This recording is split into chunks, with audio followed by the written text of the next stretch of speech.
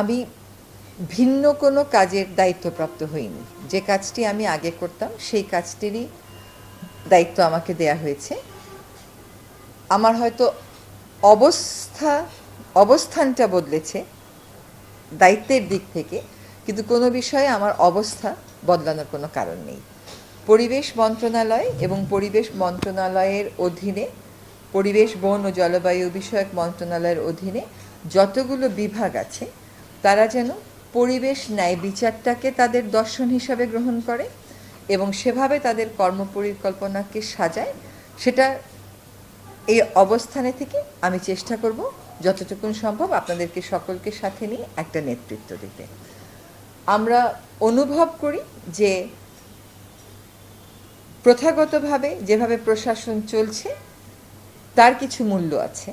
এতদিনের সিস্টেম তো মূল্যহীন হতে পারে না, কিন্তু ডেলিভারি বেটার করতে জনগণের প্রত্যাশা পূরণের জায়গাটা বেছে নিয়ে এই যে গণ অভ্যুত্থানটা হয়ে গেল, সেই অভ্যুত্থানের থেকে যে প্রত্যাশাগুলো আছে সেগুলোর সাথে আমাদেরকে একটা সংযোগ ঘটাতে হবে।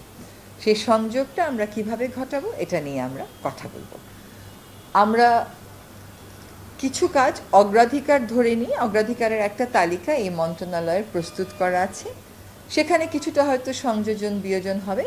আমরা চেষ্টা করব মানুষের আস্থা এই প্রশাসনের উপর দ্রুত কিভাবে স্থাপন করা যায় সেটার জন্য এমন কিছু ইস্যুতে কাজ করা যেখানে মানুষ দৃশ্যমান কিছু ফল দেখতে পাবে। সকল ক্ষেত্রের জন্য সুশাসন, জবাবদিহিতা ও স্বচ্ছতা নিশ্চিত করার জন্য প্রশাসনিক কিছু ব্যবস্থা আমরা গ্রহণ করব।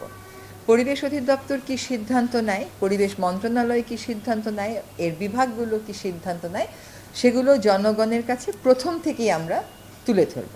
আর জনগণের মতামত গ্রহণ, তাদের অভিযোগ গ্রহণ এবং নিষ্পত্তি, এইগুলোর ব্যবস্থাতেও কোনো পরিবর্তন সাধনের সুযোগ আছে কিনা, যাতে করে এটা সবার কাছেই অ্যাক্সেসেবল হয়, সেটা নিশ্চিত করার জন্য কাজ করব।